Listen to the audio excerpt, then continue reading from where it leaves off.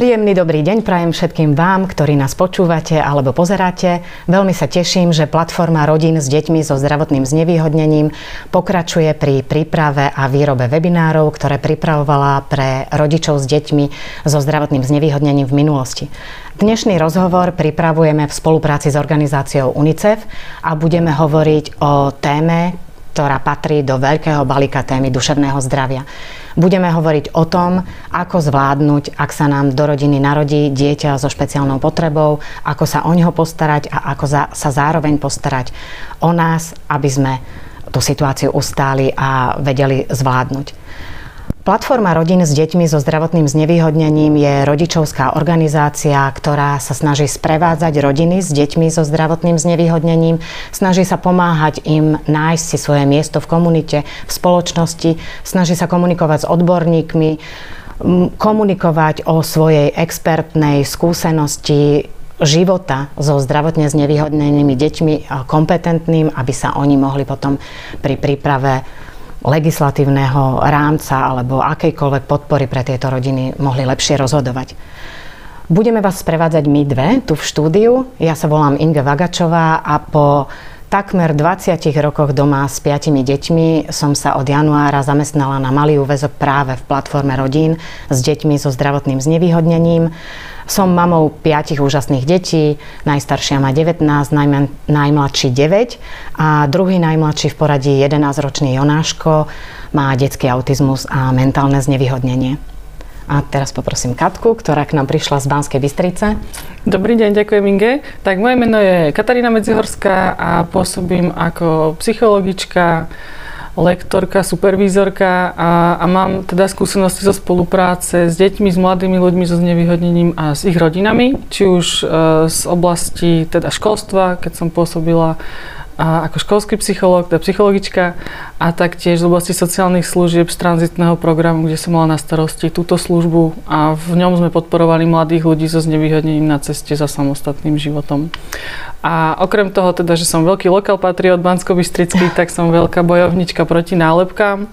Myslím si, že je veľmi dôležité, aké slova používame, keď hovoríme o deťoch, mladých ľuďoch so znevýhodnením. A myslím, že to je naša veľká zodpovednosť a aký dopad to bude mať aj do toho, ako sa oni v tom majú, ako oni o sebe premýšľajú, aj ako bude tá spolupráca s nami a s nimi prebiehať. Takže asi toľko o mne. Ďakujem.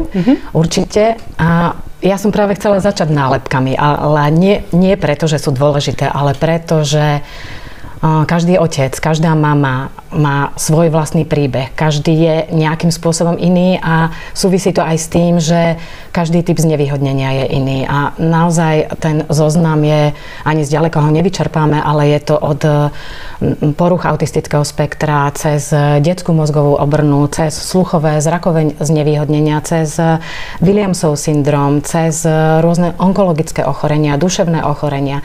Niektorým tým slovám ani nerozumieme, ale vieme, že za každou diagnózou, za každou tou nálepkou je príbeh nielen dieťaťa, ale aj jeho rodičov, jeho súrodencov, jeho starých rodičov a celej komunity.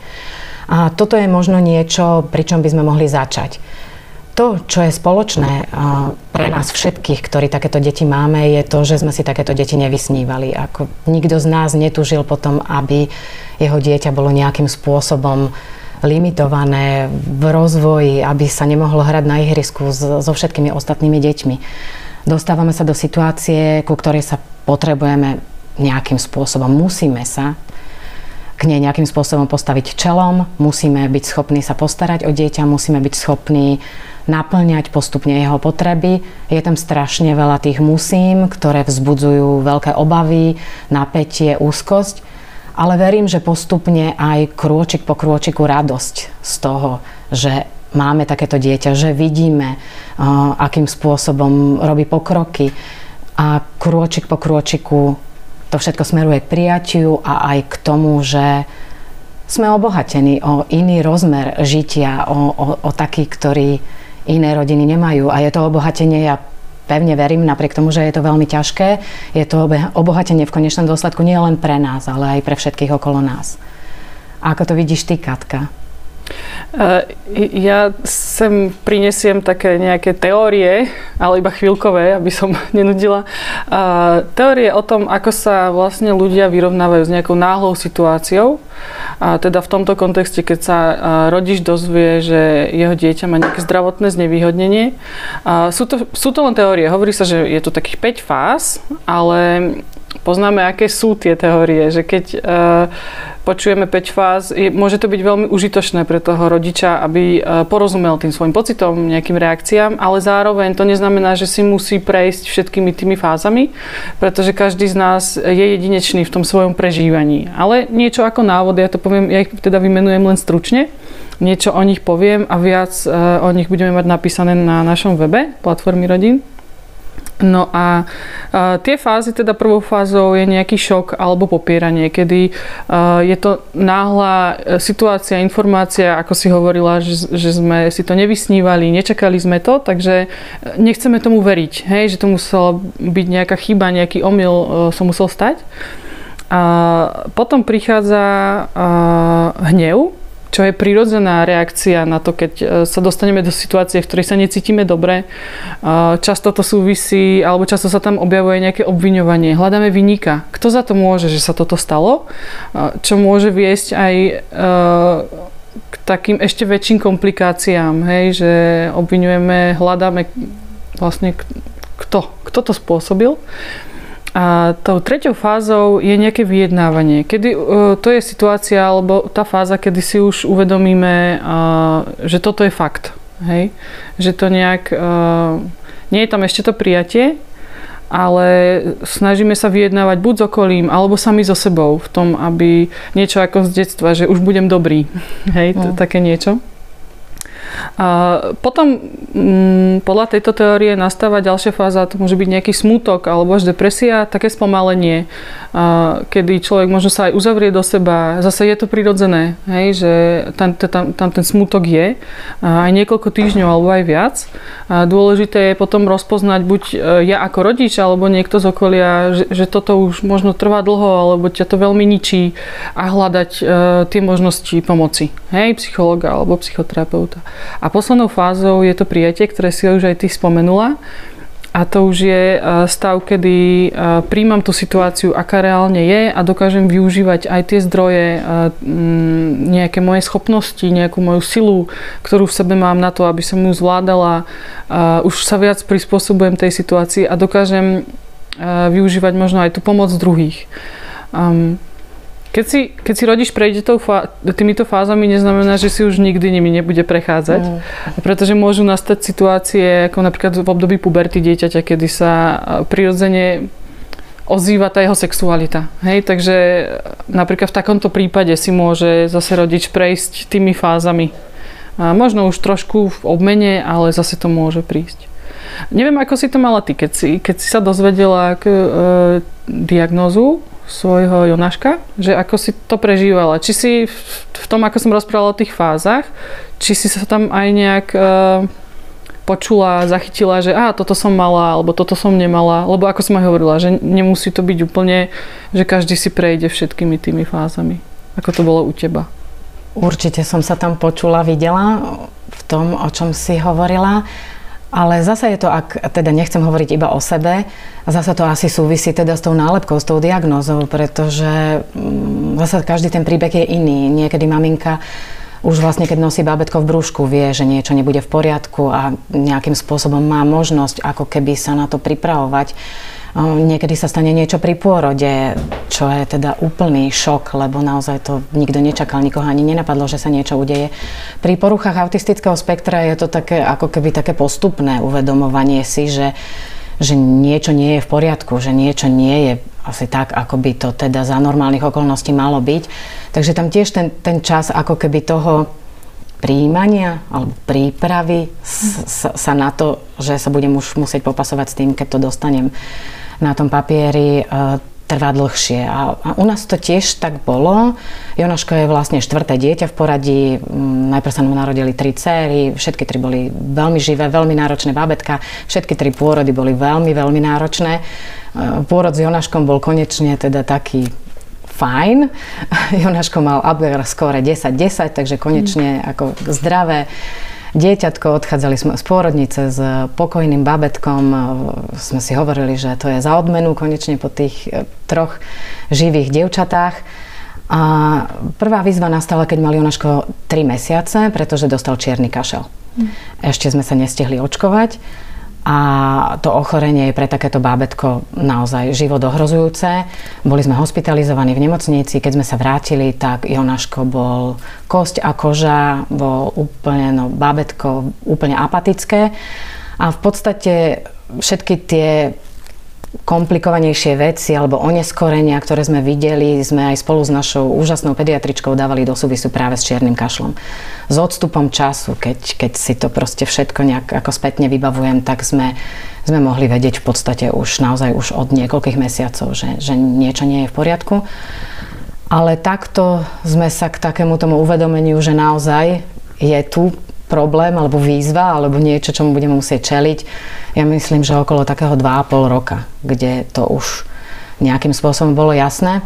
A pamätám si situácie, kedy som zúfalo plakala a priala som si a hovorila som si, že proste nechcem mať dieťa, ktoré bude mať takéto problémy a nie kvôli sebe, ale kvôli nemu. Pretože proste žijeme v tom čase, v ktorom žijeme v krajine, v ktorej žijeme a viem, že tieto deti si musia to svoje miesto na svete prekričať, že nie je jednoduché žiť s takýmto dieťaťom ani jemu samotnému, ani potom už v dospelosti. Takže to boli také akože veľmi, veľmi ťažké, náročné obdobia.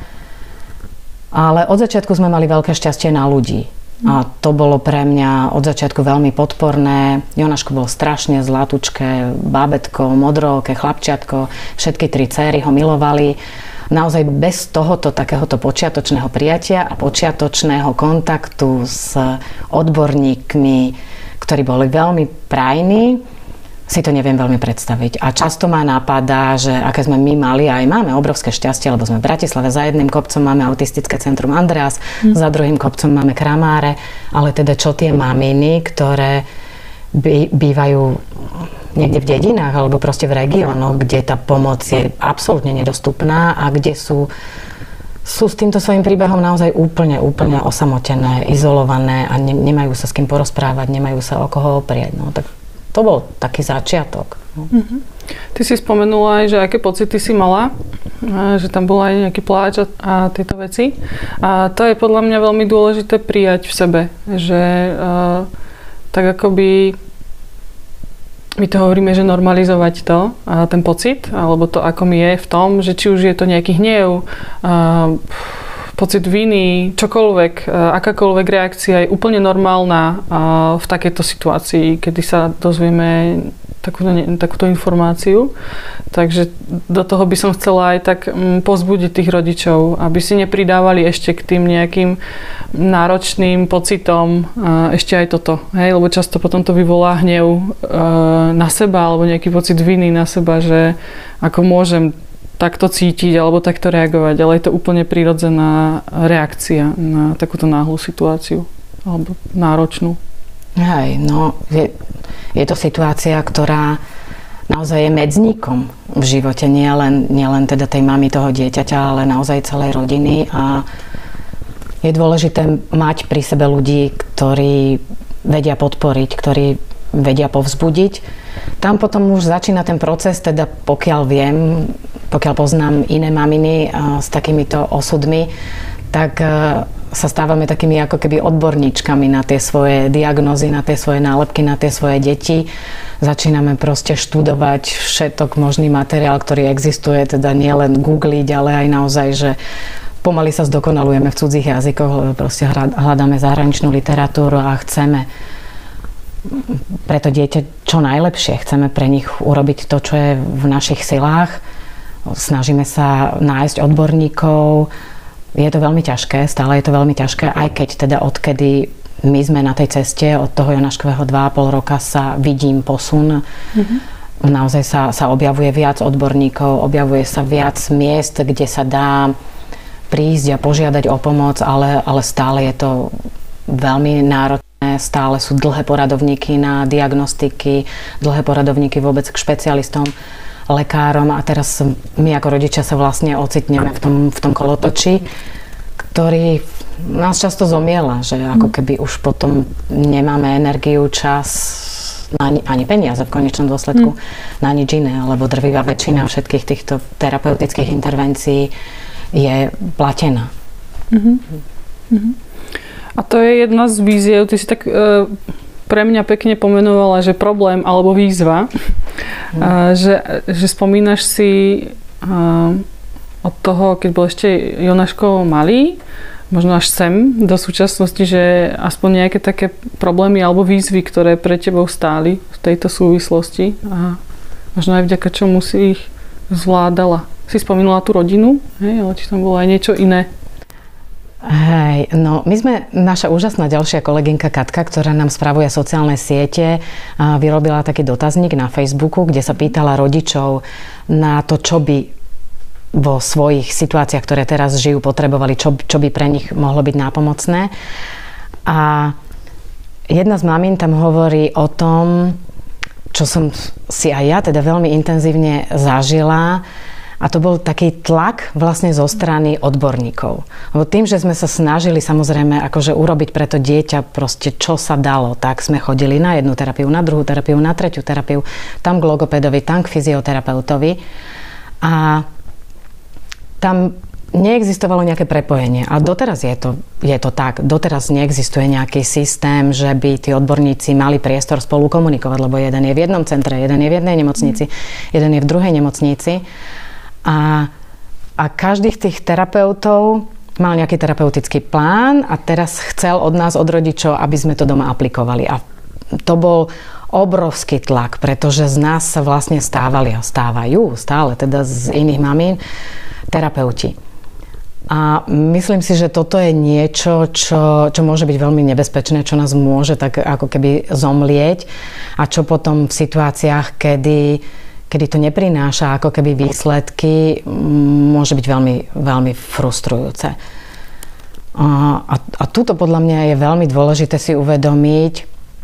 My sme mali teraz dvojdňové stretnutie pri vzdelávaní laických poradkyň s pani Soňou Holúbkovou, ktorá celý život robí so zdravotne znevýhodnenými, hlavne dospelými. A ona nám to zdôrazňovala celé 2 dni, že v prvom rade sa nám narodí dieťa, v prvom rade máme dieťa, až potom dieťa s nejakou špeciálnou potrebou. A my sme v prvom rade rodičia, až potom sme terapeuti a fyzioterapeuti a abaterapeuti a logopédovia a neviem čo, tréneri a neviem čo všetko možné. A toto je podľa mňa veľmi dôležité, aby si aj teraz tí noví rodičia, ktorým sa narodia takéto deti, uvedomili, lebo ich to istým spôsobom oslobodí od toho tlaku, že ja mám naozaj tú obrovskú zodpovednosť za to, ako to celé pôjde. Lebo sú situácie, nikdy nevieme, aký je potenciál toho dieťaťa. A teraz akože, myslím, že to nepreženiem, že mnoho mamín by to potvrdilo, že niekedy proste sme ochotní akože doslova aj život dať za to dieťa, len aby proste prosperovalo, aby proste to bolo fajn. Ale niekedy to jednoducho nejde. Že sú tam limity, ktoré na začiatku možno nevidíme a keď podľahneme tomu tlaku, ktorému aj ja som teda naozaj podľahla, že pokiaľ budem robiť toto a toto a toto a pokiaľ si zaplatíme takú terapiu a pokiaľ zaplatíme, ja neviem, kmeňové bunky a delfíny, tak vlastne bude všetko v poriadku a všetko teda sa nejakým spôsobom vyrieši. My tým, že máme ešte toho mladšieho synčeka, tak ja naozaj som si myslela, že keď nastupoval Jonáško do špeciálnej škôlky, že tam bude chodiť rok a potom pôjdu spolu s tým najmenším. No ale postupne som samozrejme zistila teda, že ani zďaleka to nie je také jednoduché. No toto mi príde, keď o tom hovoríme, také dôležité a že aj z tých ľudí neviem, proste dôverovať alebo ísť s tými ľuďmi, ktorí sú hlavne podporní. Ktorí proste vedia dať tú nádej, ale reálnu nádej. Pre mňa bolo veľmi dôležité vedieť, ako naozaj Jonáško na tom je a vlastne od toho sa ako keby odrážať. Ďakujem za to, že to hovoríš. Ja sa s tým často stretávam, že taká pásca zo strany spoločnosti alebo presne taký tlak zo strany tých odborníkov, že čo všetko je potrebné spraviť čo všetko musím, už viackrát tu zaznelo to slovo, že čo ja ako rodič, keď mám dieťa s znevýhodnením, musím. A toto mi príde veľmi dôležité sa tak občas zastaviť, že robím to preto, lebo to tak považujem za dôležité, moje dieťa to potrebuje, alebo, a teraz nehovorím o odborníkoch, teraz hovorím napríklad o ľuďoch, ktorí dávajú tie také nevyžiadané rady, obľúbené, že ide im o naše dobro, aj keď my ho chceme vlastne pre seba, to naše dobro. A toto mi príde dôležité sa v tomto počúvať. A myslím, že to je veľmi ťažké, že také, ja tam vnímam také vzorce, že ako by sme mali žiť, ako nám ostatní hovoria, že ako by sme mali žiť, že takto je to správne, takto by to malo vyzerať, ale nikdy nebudú na našom mieste. Hej. V podstate aj tá veta ja na tvojom mieste vôbec nedáva zmysel, hej, lebo nikdy nebudeš ty na mojom mieste a naopak, takže je ťažké pre nás si to predstaviť. No, musí to byť naozaj extrémne ťažké pre rodičov alebo maminy, ktoré nemajú na blízku takúto podporu, ktorí nemajú možnosť sa stretnúť s ľuďmi, ktorí zažívajú podobné veci. Lebo to je naozaj kľúčové. Tá skúsenosť je akoby nesprostredkovateľná. Každá je jedinečná a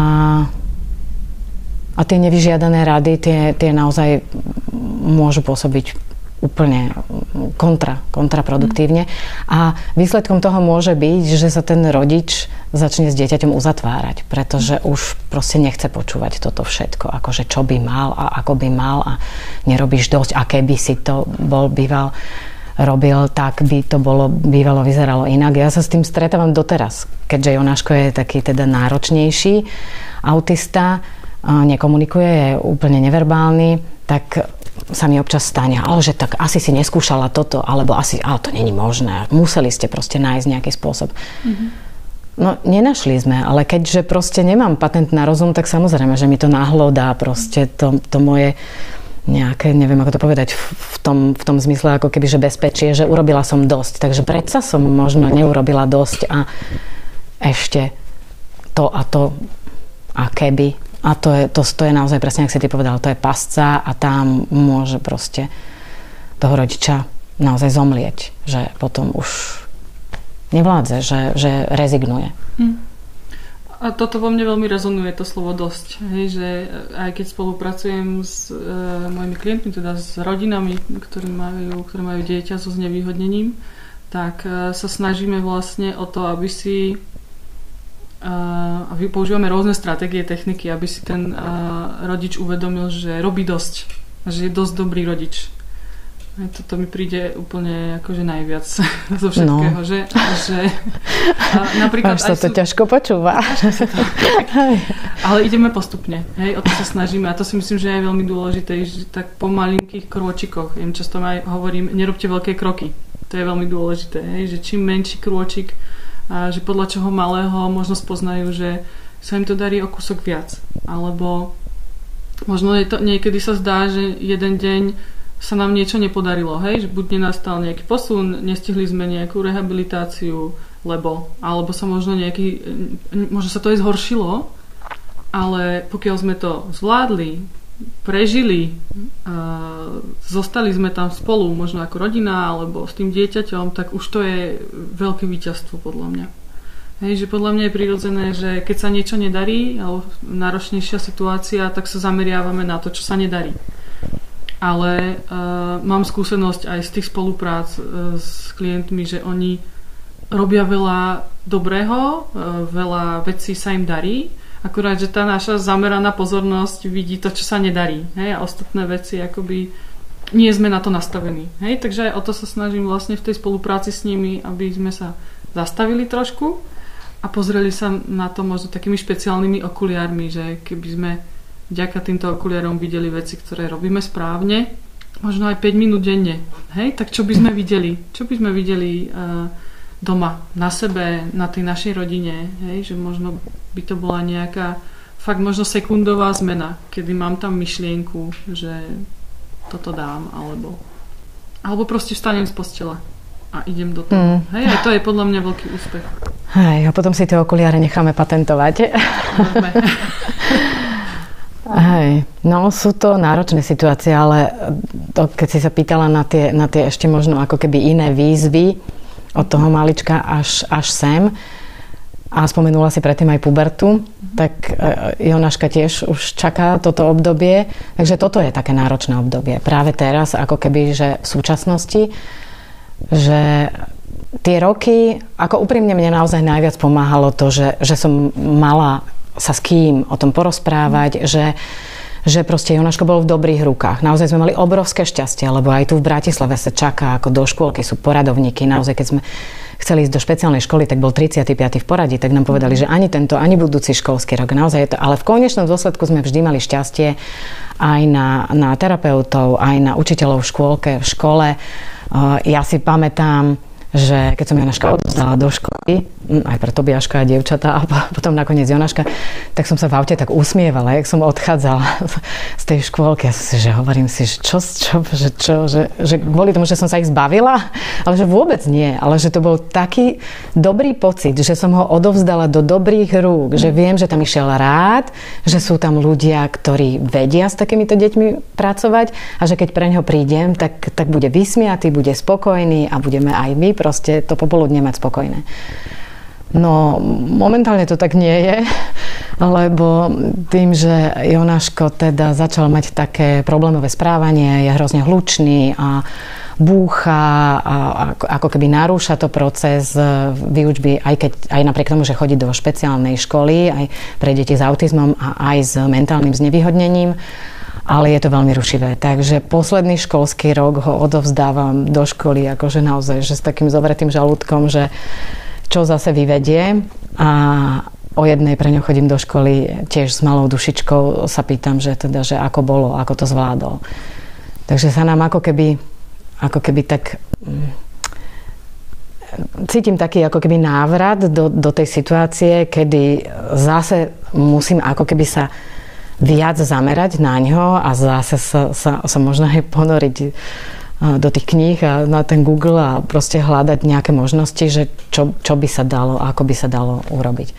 Ale zase tak pevne verím, že zase stretneme niekoho, kto bude vedieť, o čom to je a že nebude to naše dieťa kvôli tomu odsudzovať, ale je to nová veľká výzva a neviem, čo prinesie. Pri tom zvládaní víziev by som ešte chcela spomenúť to, že existuje veľa rôznych takých návodov, stratégií, ako to zvládať, hej, že nejak relaxovať, keď nemáme čas, hej, nemá sa nám o to dieťa kto iný postarať, alebo nájsť si, čo nás baví, venovať tomu možno 5 minút denne, hej, a možno to postupne tak predĺžovať, ale fakt iba tými maličkými krôčikmi. Hľadať si tú podporu v okolí, ako si aj ty hovorila, aj, že tie vzťahy, aké sú dôležité. A ja si myslím, že je to dosť aj o pripravenosti, pretože je prirodzené, keď sa v tom zvládaní toho celého a v tom kolotočí aj do seba na chvíľu uzavrieme. Hej? Ja to vnímam ako nejakú cestu. A to, že sa nám nedarí nejakú stratégiu aplikovať, to neznamená, že my sme neschopní. Proste nie je pre nás hodná. To sú také všeobecné návody a to si myslím, že je zase dôležité, aby sme si nepridávali ďalší pocit viny. Hej? Že mne niečo nejde, tak to skúsim a ani to mi nejde. Tak proste to nebolo pre mňa. Hej? A možno sa objaví nejaký iný postup, spôsob, ako to, ktorý mi bude užitočný a možno budem na to pripravený až o nejaký čas. Hej? Že možno ešte nie som. Takže to mi súvisí aj s tou nejakou láskavosťou k sebe v tomto celom procese. Len to by sme potrebovali počúvať každý deň, alebo si to niekde nalepiť a pozrieť sa na to hneď, ako sa zobudíme, že nemusím všetko a byť láskavá k sebe, že to je strašne dôležité. A myslím, že sa tomu ešte budeme venovať v tej druhej časti, že?